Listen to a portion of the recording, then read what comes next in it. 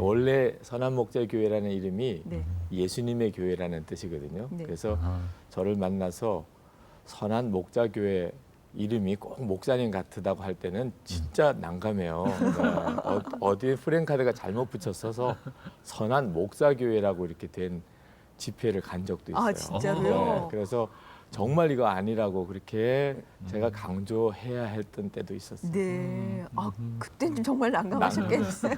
네. 미안합니다. 네. 이 교회는 언제부터 섬기기 시작하셨어요? 이제 한 3년 반 됐네요. 네. 네. 부임한 지 3년 반. 네. 예. 그 시작의 얘기를 좀 해주시죠. 네. 굉장히 어려웠어요. 교회가 굉장히 어려워서 아마 아시는 분들은 많이 아실 거예요. 저희 교회 이야기를. 예배당을 짓는 과정도 한 15년 걸렸어요. 그러니까 굉장히 어려움이 많았으리라는 생각을 하실 수 있겠죠. 그 사이에 담임 목사님이 갑자기 사임하시고 네. 또 1년 동안 담임자 없이 또 지내시기도 하시고 그래서 교인들이 거의 다 떠나실 분들은 떠나시고 또 교회 부채는 굉장히 많고 공사는 다 끝나지도 못하고 뭐 이런 어려운 형편에 있을 때 제가 부임했어요. 네. 그 구체적으로 어려움들이 뭐 아시는 분들은 좀 아시겠습니다. 아주 네. 간단하게 구체적인 어려움들이 좀 어떤 어려움들이 있으신가요? 전임 목사님이 한국을 아주 대표하는 그런 아주 굉장히 영적으로 강하신 목사님이셨어요. 근데 예배당을 굉장히 큰 규모의 예배당을 짓게 되시고 그 과정에서 좀 어려움이 있으셨어요. 그래서 목사님이 사임하시게 되시고 이제 교회는 부도 위기에 이제 몰리면서 그 어려움도 겪었고 근데 교인들이 목회자에 대한 신뢰가 이제 상실이 되면서 또 어느 목사님을 담임자로 모셔야 되느냐 하는 문제도 생겼고 그런 아주 굉장히 총체적인 어려움이 있는 교회였어요. 그거 알고 가셨을 때, 알고 그게 선뜻 그렇죠. 예스가 네, 그런 되시던가요? 어떠셨어요 그때 가시기까지? 제가 그런 상황에서 교회를 부임하게 됐던 까닭이 있었어요. 제가 39살 때 이제 정말 부흥회라고 하는 것을 거의 처음 서울에 있는 교회 처음 부흥회를 왔던 때가 그 서대문 있는 창천교회입니다. 연세대학 앞에 있는. 네. 근데 그 교회 부흥회를 인도하러 갔을 때 그 강사 숙소를 스위스 그랜드 호텔에 저를 묵게 해주셨는데 제가 그때 내가 이런 대접을 받아도 되나 이런 생각을 했었을 정도예요. 나이는 굉장히 젊은데 또 부흥회 강사라고 또 꼭 그 숙소를 묵으셔야 된다고 그러시니까 전 처음 그런 초특급 호텔에 묵어봤어요. 그때 제가 갑자기 그 생각이 들었어요. 저희 할아버님 생각이 들었어요. 저희 할아버님이 6.25 때 순교하셨어요. 네. 저는 할아버님을 뵙지 못했습니다. 예. 근데 저희 아버님도 목사님이고 저도 목사고 그래서 감리교회 3대째 목사입니다. 근데 저는 그때까지만 해도 그 할아버지의 신앙의 유산, 그 상급이라는 것에 대한 그 어떤 깊은 인식을 못했어요. 근데 그날 할아버지 상급이구나 하는 것을 깨닫고 그 호텔 카펫에서 얼마나 많이 울었는지 몰라요. 네. 할아버님이 마지막 세상 떠나실 때 그때 겪으셨던 고통, 그때 그 고독, 또 그때 그 안타까움, 그것이 이렇게 가슴에 느껴지는 것 같았어요. 근데 하나님께서 그 할아버지를 그렇게 받으시고 그리고 손주인 저에게는 이런 상급을 주시는구나 이런 생각이 들었어요. 그때 왜 그렇게 눈물이 났는지 그건 단순히 할아버지 생각만이 아니고 만약에 내가 이것이 할아버지 상급으로 받는 거라면 그러면 나는 하나님 앞에 갔을 때 내가 뭘 하나님 앞에 내어놓을 것이 있나. 그때 제 마음에 옥토반만 찾아가는 것이 결코 잘하는 게 아니구나. 그래서 하나님께 그때 기도하기를 하나님 제가 돌짝밭 사명을 결코 외면하지 않겠습니다. 네. 하나님 앞에 섰을 때 돌짝밭 가는 것과 같은 그런 사명의 삶을 살지 못한 사람이 얼마나 두려운가 하는 것을 그때 느꼈어요. 근데 이제 그때와 그 시기는 한 10여 년이 넘는 세월인데 그때 선한목자교회 이름이 다른 교회였지만 그 교회에서 저를 청빙하러 왔을 때 제가 있었던 교회 형편은 굉장히 안정되고 좋았어요. 네. 모든 점에 있어서 마음에 들고 정말 여기서 목회를 평생 하고 싶었어요. 근데 여기는 너무 어렵고 여기는 너무 편안한데 그때 제 마음에 그럼 어렵다고 안 가는 거냐. 저는 처음에는 절대 나는 안 갑니다. 저는 그 교회 아닙니다. 그랬는데 그럼 어렵다고 안 가느냐. 돌짝과 사명 외면하지 않겠다고 그때 그 기도했던 그것이 너무 강하게 생각이 나는 겁니다. 네. 그래서 저희 가족들하고 그 문제로 여러 번 같이 의논하고 기도했지요. 그래서 어려운 길이기 때문에 결단을 오히려 했었던 것 같아요. 돌짝 돌짝 사명을 네. 감당하기 위해서 이 그 헌당까지 다 하시고 네. 그렇게 근데 또 개방을 해서 굉장히 아름답게 사용되고 있다고 들었거든요. 저희 교회가 굉장히 어렵게 공사가 마무리가 됐습니다. 그 자체가 하나님의 기적이었다고 생각이 들 정도예요. 지금도 교회가 상당한 부채를 여전히 가지고는 있습니다. 그런데 마지막 이제 예배당 공사가 마무리될 때 정말 하나님 앞에 이건 하나님이 하셔야 될 일입니다. 그리고 하나님 제가 이 일을 할 수 있다고 생각해서 온 것도 아니고 하나님께서 저를 강권해서 이곳으로 가라고 하셔서 왔는데 하나님 해주세요.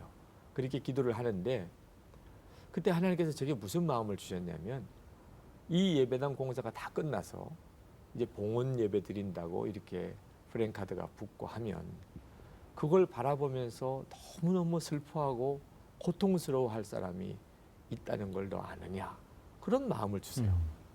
하나님 예배당 공사가 다 끝나서 봉헌 예배 드리는 걸 보고 누가 도대체 슬퍼할 수 있겠습니까?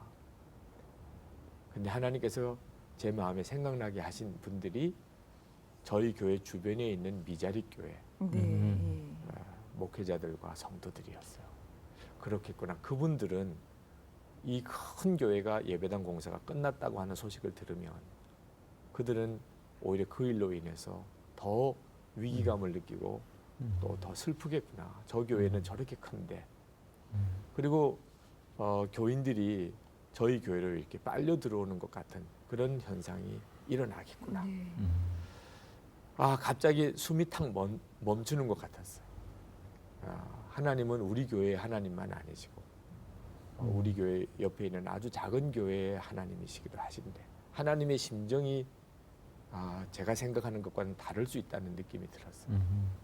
그래서 그때 하나님께 기도하기를 하나님 저희 교회가 이 공사가 끝나고 마무리되면 저는 열심히 저희 교회 작은 교회들을 섬기겠습니다. 하나님께서 지금 하라고 하는 마음을 주셨어요. 지금 하라. 하나님 제가 할 수 있는 게 없습니다. 우리 교회 예배당 건축도 지금 이렇게 허덕이고 있고 지금 우리 교회 교인들도 이제 겨우 이제 본당에 들어갈 만한 규모쯤 아직도 본당에 들어가면 한 3,000석 예배당인데 그 한 반도 채우지 못할 정도의 그 교인을 가지고 뭘 합니까? 하나님은 지금부터 하라. 너가 교회 주변의 어려운 교회를 정말 함께 섬기기를 원한다면 지금 하라. 그러니까 너희 교회가 커졌기 때문에 다른 교회가 무너지는 일은 하나님이 기뻐하는 일이 아니라고 하는 마음을 주셨어요. 그래서 예배당에 봉헌 예배 드리기 한 3개월 전이었습니다. 그때가. 주일 예배 때 교우들에게 그렇게 설교 시간에 말씀을 드렸어요. 하나님이 주신 마음을. 제가 할 수 있는 것은 여러분들이 그 교회 주변에 있는 작은 교회를 가라고 해서 가실 분들도 아닌 것 같고 그 대신에 우리 교회는 일부 예배 참석하고 11시 예배는 우리 교회 주변에 있는 작은 교회 가서 예배를 드리고 그리고 가서 헌금하고 옆에 이웃들에게 전도해서 우리 교회도 서지만 우리 교회 있는 작은 교회들도 다 설 수 있도록 우리가 그렇게 하지 않으면 우리 교회 예배당 문제, 건축 문제, 부흥 문제 하나님이 해결해 달라는 기도는 하나님이 기뻐만 받으실 수 있는 기도가 못 됩니다. 이 교우들이 그 점에 대해서 주의 마음으로 받아주셨어요. 그래서 이제 그 해에 전 교인들이 하여튼 1년에 한 번 이상은 교회 주변에 있는 작은 교회 가서 예배 드리는 것으로 하기로 하고 그래서 이제 주마다 이렇게 돌아가면서 교회 주변의 교회들을 가시기 시작을 했어요. 네. 처음에는 그냥 알아서 가라 그랬다가 그다음에 이제 교회를 정해드렸어요. 정말 미자립 교회, 한 교인 한 사람도 없는 교회, 이런 네. 교회들. 근데 올해 들어와서 이렇게만 돌아가니까 오히려 그 교회도 좀 혼란스럽고 어느 사람이 왔다가 그다음에 또 딴 사람 왔다가 그러니까 그것도 좀 복잡하고 그래서 여러분 중에 1년 동안 작정하고 그 교회 가기로 작정한 분들은 선교사 파송하는 것처럼 저희들 파송하겠다 그랬더니 네. 20분이 헌신하셨어요. 네. 그래서 이제 20분은 작정을 해서 그 5교회를 배치를 해드렸고 예. 아주 그 교회 고정 교인처럼 가서 그 목사님을 섬기고 그리고 이제 우리 전 교인들은 1년에 한 번 이상 그 교회 가서 예배 드리는 거다. 네. 그러면서 이제 돌아가면서 예배를 드리고 있어요. 근데 교우들이 처음에는 쉽지 않은 일이라고도 생각을 하신 것 같고 어떤 분들은 뜨겁게 감동을 받으신 분도 계셨고 근데 막상 이제 한 2년쯤 이렇게 지내오면서 시행착오도 몇 번 겪기도 하고요. 그러나 교우들의 마음속에 이거 주의 일이다.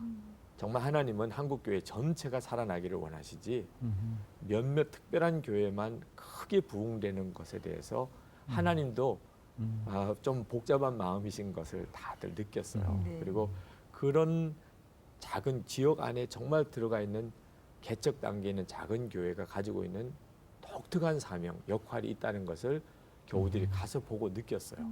그래서 앞으로 하나님이 그 일을 계속 어떤 방법으로든지 이루어 가실 것 같아요. 그래서 저희 교회는 규모가 어쩔 수 없이 이만한 규모가 됐고 그리고 아주 작은 단위의 규모들은 또 그 교회로서의 같이 서로 네트워크 형성이 될 수 있는 어떤 한 모델을 한번 만들어 보고 싶습니다. 네. 처음에는 저희 예배당이 워낙 커요.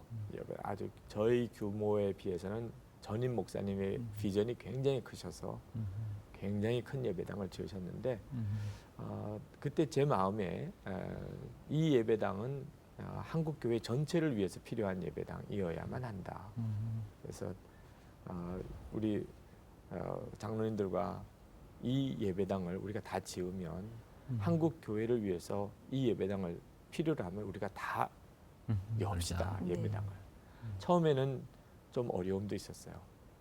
이 관리상의 문제도 있고 비용의 문제도 있고 또 우리가 이렇게 어렵게 지었는데 아주 깨끗하게 잘 관리하고 싶은데 이게 대형 집회 또 연합 집회 자꾸 열어놓는 것은 좀 힘든 생각도 들었고 근데 그때 예수전도단에서 화요 모임 장소로 섭외가 왔어요. 지하 예배당이기 때문에 너무 좋다는 거예요. 왜 지상 예배당인 경우에는 뜨겁게 찬양할 때 예배당 건물이 막 흔들릴 정도가 되고 주변에 있는 사람들에게 너무 민폐가 돼서 아주 우리는 지하 예배당이니까 자신들을 위한 예배당 같다고. 그렇지만 저희들은 결단하기가 어려웠어요. 특히 청년들이 막 많이 온다니까. 그때 회의 중에 그랬어요. 예수님께서 그 예배당을 빌려주기를 원하실까 하는 것만 생각하시자. 처음에 생각했던 그 똑같은 예수님께서 이 예배당에서 그들이 와서 예배하고 그리고 은혜 받는 것을 원하실까? 아니면 예배당을 조금이라도 더 깨끗하게 관리하기를 더 원하실까? 하는 것만 생각하시자. 네. 장로님들 사이에 의견이 너무 큰 충돌이 오기 전에 우리가 여기서 일단 예수님께서 어떻게 하기를 원하실까? 그랬더니 예수님이시라면 열기를 원하시겠죠. 장로님들 다 그러시더라고요. 그러시면 우리 더 이상 이야기하지 말고 네. 엽시다. 네. 그래서 그때부터 저희 교회 예배당은 굉장히 많은 연합 집회 장소가 됐어요. 네. 지금까지. 예.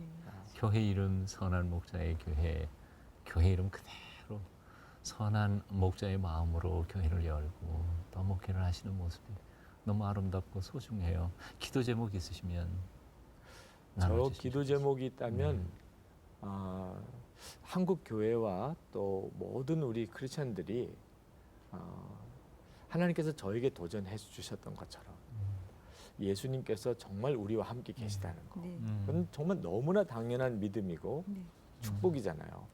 근데 예수님이 내 안에 계시다고 그렇게 믿으면서도 믿는다고 하면서도 실제로는 예수님 앞에서는 할 수 없는 말, 할 수 없는 행동을 개인적으로도 그렇고 교회 안에서도 그래요. 그 점이 한국 사회가 한국 교회에 대해서 지금 굉장히 하고 싶은 말인 것 같아요. 예수님이 정말 교회라면 또 당신들이 그렇게 정말 예수님이 당신과 함께 계시다고 그렇게 믿는다면 어떻게 그렇게 하시냐. 그래서 좀 그 점에 대해서 좀 더 많은 분들과 그 믿음을 좀 나누고 싶어요. 네. 예수님은 정말 우리와 함께 계시지 않습니까? 네. 그래서 우리가 우리와 함께 계시는 예수님을 정말 바라보시자고.